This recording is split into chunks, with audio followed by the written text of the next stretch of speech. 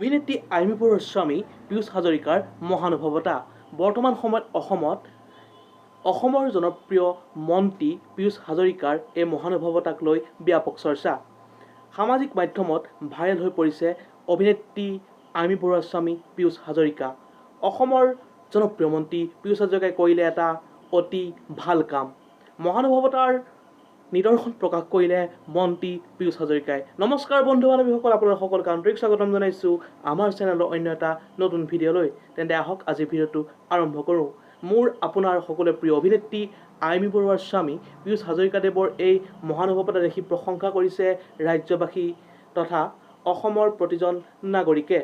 অসমৰ জনপ্ৰিয় অভিনেত্ৰী আইমী বৰুৱাৰ স্বামী নিৰ্বাচনী বিষয়ৰ বুজ ল'বলৈ গৈছিল তিতাবৰ মহকুমাৰ সমষ্টিত, আৰু সেই তিতাবৰ মহকুমাৰ সমষ্টিৰ কিছু অনাথ শিশুক সহায় কৰা দেখা গৈছে অসমৰ জনপ্ৰিয় অভিনেত্ৰী আইমী বৰুৱাৰ স্বামী পীয়ুষ হাজৰিকাদেৱক। সঁচাকৈ অসমৰ জনপ্ৰিয় মন্ত্ৰী পীয়ুষ হাজৰিকাৰ এই মহানুভৱতাক শলাগ ল'বলগীয়া, আৰু প্ৰতিজন অসমবাসী আজি গৌৰৱান্বিত হৈ পৰিছে এনে এজন ভাল নেতা পায়। আৰু অসমৰ জনপ্ৰিয় অভিনেত্ৰী আইমী বৰুৱাৰ স্বামী পীয়ুষ হাজৰিকাদেৱে তিতাবৰ মহকুমাৰ সমষ্টিৰ সেই অনাথ শিশুকেইটাক সহায় কৰিছে।